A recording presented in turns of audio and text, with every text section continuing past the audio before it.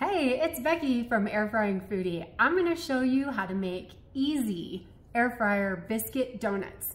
This is a simple dessert or breakfast, however you wanna look at it.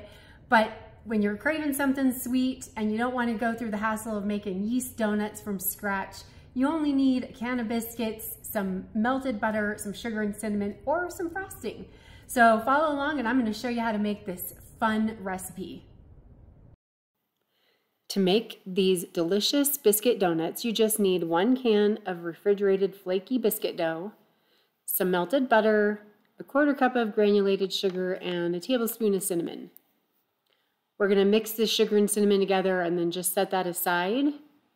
And then go ahead and open up the can of biscuits, separate them, and then use a small donut cutter, an apple core, or if you have a small little 1-inch round cutter, cookie cutter, remove the centerpiece.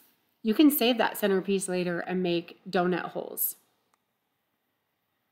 Once you're done, lightly spray your air fryer basket with nonstick cooking spray, or you can also use air fryer parchment paper. Air fry those at 350 degrees Fahrenheit for about 4 to 6 minutes. Depending on how many you're making, you might need to add an extra minute or 2. And then once they're done air frying, brush the donuts on both sides with melted butter, and then dip into the sugar and cinnamon to coat. You can also frost these or fill them with jelly if you want to have fun jelly-filled donuts. But that's it. And then you have delicious donuts for breakfast. So much easier than making donuts from scratch, and it's kind of a fun project to do with the kids too. Well, thanks for joining me for that. I hope you like that. And the next time that you want a quick, easy breakfast, just grab a can of biscuits and try that out. Have a tub of frosting ready too. That's a really quick and easy way to frost them.